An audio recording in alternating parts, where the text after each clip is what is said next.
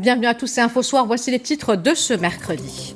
Nasser Bourita, porteur d'un message verbal de Sa Majesté le roi Mohamed VI, a été reçu à Tunis par le président Kais Saïed. Le message du souverain porte sur les relations bilatérales, les moyens de les développer davantage et la situation au niveau régional et international.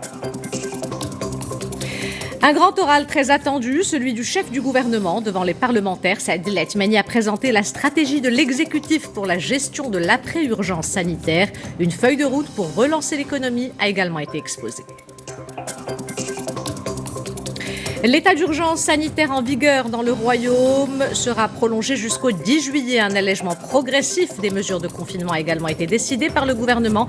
Comment ces décisions seront mises en œuvre? Les détails dans ce journal. Accompagnée par le respect des gestes barrières, elle permet de circonscrire la propagation du virus. Lancée le 1er juin, l'application Wiqayatna vient de passer le cap du million de téléchargements. Madame, Monsieur, bonsoir. En ouverture de cette édition, cette audience accordée au ministre des Affaires étrangères, Nasser Bourita, porteur d'un message verbal de Sa Majesté le roi Mohamed VI, a été reçu à Tunis par le président Kais Saïed. Selon un communiqué de la présidence de la République tunisienne, Nasser Bourita, émissaire du souverain, a à cette occasion transmis les salutations de Sa Majesté le roi au chef de l'État tunisien. Ce message royal porte sur les relations bilatérales, les moyens de les développer davantage et la situation au niveau régional et international.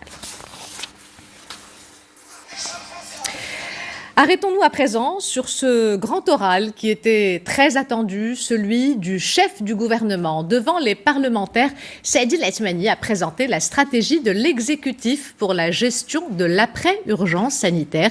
Une feuille de route pour relancer l'économie qui a enregistré une baisse de 30% pour le seul mois d'avril a également été exposée. Saad El-Hathmani a également évoqué la mise en place d'un fonds d'investissement public. Revenons en détail sur toutes ces annonces avec Amina Mdral.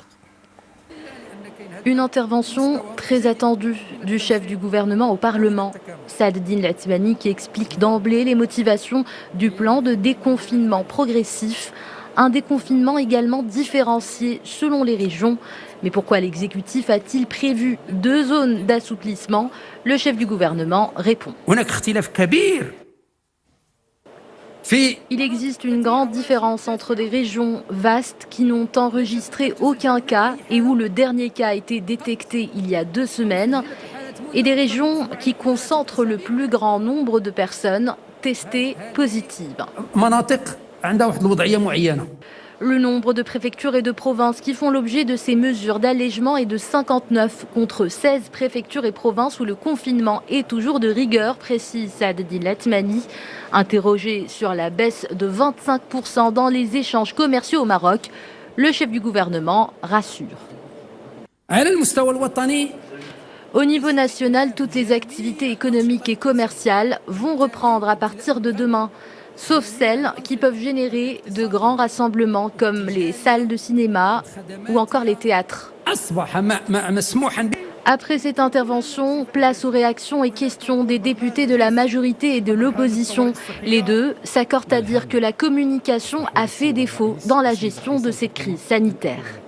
Le gouvernement s'est montré hésitant à plusieurs reprises, ce qui a créé beaucoup de confusion chez les Marocains. Il y a eu une véritable course aux annonces et aux déclarations, sans toutefois permettre aux citoyens de discerner le vrai du faux.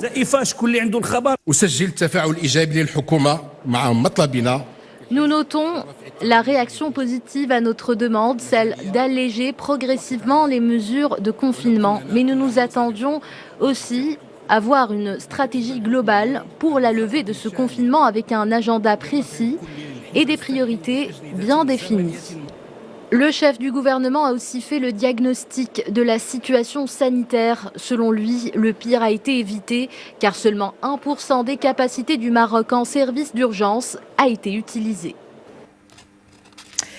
Que doit-on retenir de ces annonces faites par le chef du gouvernement? Comment va se structurer la reprise et quelles sont les modalités du plan de relance de l'économie? Pour répondre à ces interrogations, Mehdi Boukhari, chef du service économique, est avec moi sur le plateau. Mehdi, bonsoir. Bonsoir, Alexandre. Alors, première question, Mehdi, quels sont les secteurs économiques et les commerces qui sont concernés et qui sont aujourd'hui autorisés à reprendre leur activité? Tous sont concernés. Ihsan, industrie, commerce, services et professions libérales sont appelés aujourd'hui à participer à cet effort de redémarrage de l'économie marocaine, et ceci au plus vite.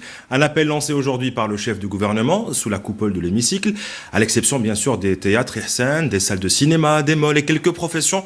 En fonction des zones, les entreprises peuvent reprendre leur activité à condition, bien sûr, de respecter les mesures de sécurité sanitaire. Aujourd'hui, il est urgent d'atténuer les effets du coronavirus sur notre économie. Il faut dire que le coût de la crise est important. 1 milliard de dirhams de pertes par jour, une baisse de 30% de l'activité industrielle en avril et 25% des transactions commerciales. Cette pandémie a obligé 132 000 entreprises à arrêter temporairement son activité, tout en mettant au chômage partiel 950 000 salariés, des pertes que l'on tente Ihsan de rattraper en redémarrant graduellement notre économie. Alors, le chef du gouvernement a annoncé une stratégie de relance de l'économie marocaine. Que faut-il, Mehdi, retenir concrètement? Ihsan, c'est une reprise de la machine économique et tout un chantier de relance qui se fera en 3 étapes, selon le chef du gouvernement. Il y a tout d'abord cette stratégie à court terme dont le fer de lance, c'est le projet de loi de finances rectificative pour l'année 2020, un projet qui sera d'ailleurs présenté dans ses grandes lignes lors du prochain Conseil des ministres avant d'être déposé au Parlement. Une feuille de route budgétaire qui devrait revoir et adapter les projections de croissance, d'endettement, de déficit budgétaire à cette conjoncture économique particulière. Elle devra comprendre notamment les leviers et mécanismes de sortie de crise, des mesures d'urgence qui devront permettre de préserver le pouvoir d'achat des consommateurs marocains, d'apporter un soutien aux secteurs économiques les plus vulnérables, mais aussi de renforcer les budgets alloués aux secteurs jugés prioritaires comme la santé et l'éducation. S'en suivra par la suite Ihsan et dans une seconde phase, le plan de relance économique prévu pour 2021, toujours en cours d'élaboration, mais tout à l'heure, le chef du gouvernement nous a donné un aperçu sur ses principaux piliers, un plan qui couvre une période d'1 an et demi et qui va s'articuler autour dans l'encouragement du produit local, le soutien des secteurs sinistrés et des TPME, mais aussi le lancement de plans de relance sectorielle. Et pas seulement, il est également question de renforcer l'investissement public, de donner une nouvelle impulsion au programme Intelaka et enfin de créer un fonds d'investissement public. L'enjeu est de pouvoir redonner à l'économie marocaine tous les moyens pour rebondir efficacement et revenir à son niveau avant crise le plus rapidement possible.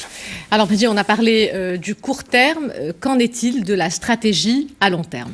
Cette troisième phase, Ihsan, est placée sous le signe d'un décollage, pour ne pas dire d'une transformation structurelle de l'économie marocaine, un pacte pour le décollage économique et l'emploi, qui devrait poser les jalons d'une économie marocaine forte et résiliente dans un nouveau monde transformé par la Covid-19. Et cela ne peut se faire, comme l'a souligné le chef du gouvernement, sans l'accélération des réformes structurelles, l'intégration du secteur informel, la promotion de la recherche scientifique et le renforcement de notre compétitivité économique. Une nouvelle vision économique qui sera extrêmement liée, Ihsan, à ce chantier de réflexion autour du nouveau modèle de développement du Maroc. Mehdi Boukhari, chef du service économique, merci pour cet éclairage. Et l'impact de cette crise sanitaire est d'une ampleur inédite. Selon la Banque mondiale, le monde connaît sa plus vaste crise économique depuis 150 ans. L'économie planétaire doit se contracter de 5,2% cette année à cause du coronavirus, du jamais vu depuis la Seconde Guerre mondiale. Mais c'est le nombre de pays qui se retrouveront en récession qui fait de cette crise la pire depuis la Grande Dépression des années 1870, souligne la Banque mondiale. Et vous le savez, le gouvernement, réuni en conseil hier, a décidé de prolonger jusqu'au 10 juillet 2020 l'état d'urgence sanitaire en vigueur dans le Royaume depuis le 20 mars dernier. Le gouvernement a également opté pour un allègement progressif des mesures de confinement, un allègement qui prend en compte la situation épidémiologique de chaque région. Les détails avec Mamadou Diaye. La prorogation de l'état d'urgence sanitaire sur l'ensemble du territoire national, une des décisions majeures prises lors de ce conseil du gouvernement. Une décision visant à limiter la propagation du Covid-19 dans le royaume. Ce décret porte premièrement la prolongation de l'état d'urgence sanitaire et ce à partir du mercredi 10 juin à 18h jusqu'au vendredi 10 juillet 2020. Conseil du gouvernement à l'issue duquel la mise en œuvre d'un plan d'assouplissement des mesures de confinement a été également décidée. Un plan d'assouplissement qui permet une reprise des activités industrielles, commerciales, artisanales, des activités et métiers de proximité, mais également une réouverture des souks hebdomadaires. Par ailleurs, certains lieux de rassemblement restent fermés tels que les hammams, cinémas, théâtres, cafés et restaurants sur place, entre autres. Aussi, l'assouplissement des mesures de confinement se fait suivant une répartition en 2 zones en fonction de la situation épidémiologique. L'assouplissement progressif des mesures de déconfinement se fera par étapes, prenant en compte les disparités dans le cadre de la situation épidémiologique dans les différentes régions et provinces du Royaume. Ce plan de déconfinement progressif devrait permettre à terme une reprise sans risque de propagation massive du virus de l'activité économique et sociale. Port du masque, distanciation sociale et respect des gestes de prévention, les autorités publiques invitent ainsi tous les citoyens à poursuivre les efforts de lutte pour stopper la progression du Covid-19. Et pour mieux comprendre comment va s'opérer cet allègement progressif, Rita Sahan vient de nous rejoindre sur le plateau. Rita, bonsoir. Alors Rita, l'état d'urgence a été prolongé jusqu'au 10 juillet prochain. Et depuis cette annonce, il y a un petit amalgame. Beaucoup de gens ont du mal à différencier état d'urgence et déconfinement. Qu'en est-il réellement ? Tout à fait, Ihsen. Vous le savez, face au flux d'informations et surtout de fake news qui ont circulé et circulent toujours sur les réseaux sociaux, tout le monde se pose la même question depuis plusieurs jours. Sommes-nous déconfinés ou pas ? Il faut tout d'abord différencier, bien distinguer cette notion d'état d'urgence sanitaire avec celle du confinement. L'état d'urgence, c'est le dispositif général mis en place dans le cadre de cette crise sanitaire et le confinement est l'une des mesures, donc parmi tant d'autres, prises dans le cadre de cet état d'urgence sanitaire. Alors Rita, concrètement, qu'est-ce qui va changer à partir de demain 11 juin ? Ce qu'il faut savoir, Ihsen, c'est qu'il ne s'agit pas d'un déconfinement progressif au sens propre, on parle plutôt d'un allègement progressif du confinement. Vous le savez, le Royaume est aujourd'hui partagé en 2 zones. C'est un peu d'un côté celle des bons élèves et de l'autre celle des moins bons élèves. Je parle bien sûr de ceux qui ont respecté ou non, comme il se doit, ou pas bien sûr, les gestes barrières et le confinement. Intéressons-nous tout d'abord à la zone 1. Sont concernées 59 provinces et préfectures, notamment l'Oriental, Bni Mellal Khnefra, Drata Filelt, le Souss Massa, la Youn Saqi El Hamra, Dakhla Ouad Dahab, Gelmim Ouadnoun, ainsi que toutes celles qui apparaissent à l'écran en vert. Eh bien, les personnes qui habitent dans cette zone 1 pourront sortir sans aucune autorisation à l'intérieur de la préfecture ou de la province où elles se trouvent. Donc, plus besoin de ce document exceptionnel pour se déplacer. Pour ceux qui souhaitent se déplacer à l'intérieur de leur région, toujours en zone 1, ils n'auront besoin que de leur simple carte d'identité nationale.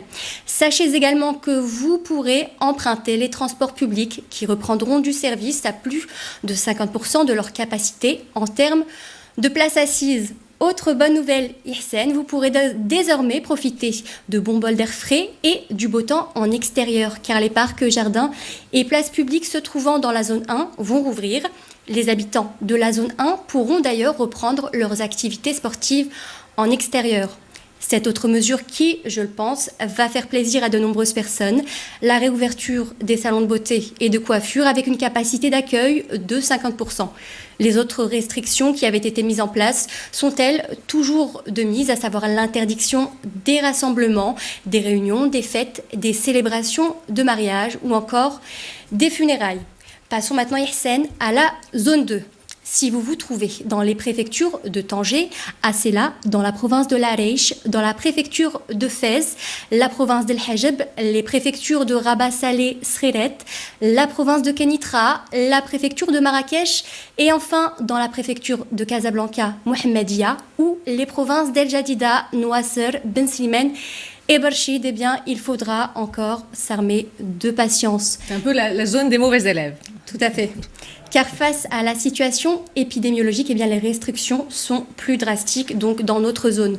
Pour tous les déplacements, si vous devez vous rendre au travail, faire les courses ou aller chez le médecin, il vous faudra encore vous munir de cette fameuse autorisation exceptionnelle de sortie. Vous pourrez tout de même, comme la zone 1, emprunter les transports publics, avec cette fois-ci moins de 50% des places assises disponibles par véhicule. Enfin, les commerces qui se trouvent en zone 2 et sont autorisés à ouvrir devront fermer leurs portes à 20 heures précises. Les autres restrictions décrétées depuis le 20 mars dernier restent donc effectives dans cette zone. Toutes ces données IHSEN sont bien évidemment pas figées, elles sont amenées à évoluer en fonction toujours de la situation épidémiologique, elles seront réévaluées chaque semaine. C'est-à-dire qu'aujourd'hui on peut être en zone 1 et dans une semaine passer en zone 2. Tout à fait. On peut redevenir de bons élèves. Effectivement. Et pour terminer, il est important de rappeler que le gouvernement a également appelé l'ensemble des citoyens à continuer de respecter les mesures de prévention sanitaire, tous ces gestes barrières qui nous protègent et vous protègent face à ce virus, notamment le port du masque qui, je le rappelle, est obligatoire, ou encore le respect de la distanciation sociale. Rita, merci pour toutes ces précisions.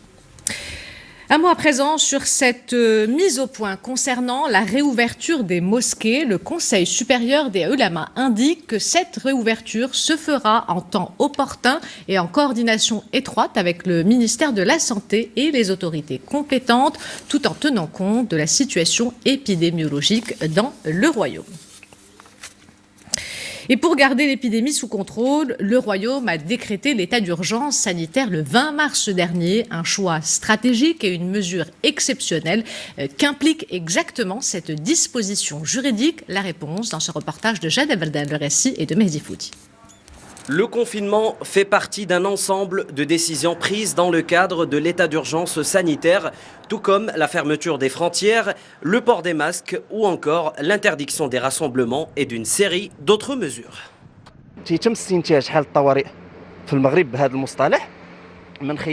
L'état d'urgence sanitaire au Maroc intervient conformément à l'article 21 et l'article 24 de la Constitution. Ces articles visent à assurer la sécurité de la population et du territoire national.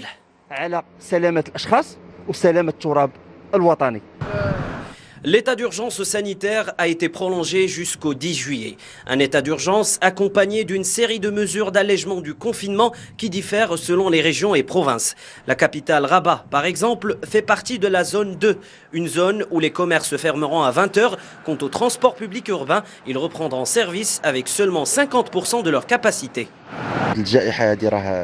Nous sommes très affectés par cette pandémie. Nous attendions la levée du confinement avec impatience, mais finalement, il ne s'agit que d'un assouplissement.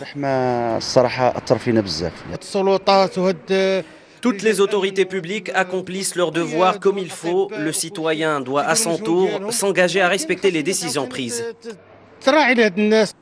Durant cette période exceptionnelle qu'est l'état d'urgence sanitaire, les autorités publiques peuvent prendre toutes les mesures nécessaires par décret ou décision administrative, circulaire ou encore par voie de communiqué. Le gouvernement est autorisé également à prendre, en cas de nécessité, toute décision exceptionnelle et urgente à caractère économique, financier, social ou environnemental. Déconfinement, confinement, état d'urgence, toutes ces mesures sont dictées par la situation épidémiologique. Selon les derniers chiffres communiqués par le ministère de la Santé lors du point de presse quotidien, 71 nouveaux cas d'infection au nouveau coronavirus ont été enregistrés durant ces dernières 24 heures, ce qui porte le bilan total à 8508 cas. Un nouveau décès a été répertorié à Casablanca et concernant les guérisons, 72 nouvelles rémissions ont été recensées durant ces dernières 24 heures.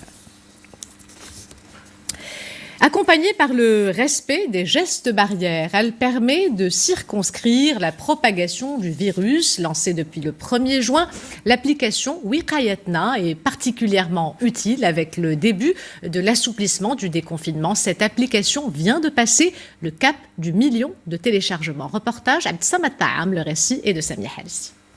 Othman est commerçant, sa profession lui impose le contact direct avec des centaines de personnes par jour. Parmi eux, certains pourraient être porteurs asymptomatiques du Covid-19. Il n'a pas hésité à télécharger l'application Wiqaitna. Mon message aux commerçants, c'est de télécharger l'application sur leur téléphone mobile. C'est vraiment très important. C'est une manière de protéger nos proches et nos clients. Que Dieu nous protège de cette pandémie.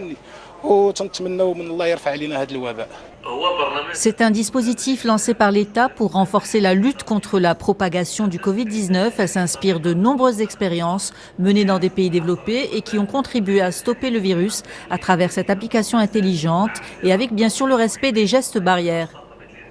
Lancée le 1er juin dernier, l'application basée sur la technologie Bluetooth et dont l'application est volontaire informe ses utilisateurs en cas de proximité physique prolongée avec un autre utilisateur qui s'avère positif au Covid-19 dans les 21 jours qui suivent le contact. Le jour où on pourra se déplacer librement, cette application va devenir indispensable. Selon le ministère de la Santé, l'application Wiqaitna a franchi en quelques jours le million de téléchargements. Elle s'avère particulièrement utile à la veille du début de l'assouplissement des mesures de confinement, tout en respectant strictement les données à caractère personnel. On dit que les gens adorent le savoir-faire suisse. Très bien le chocolat. Oui, chef.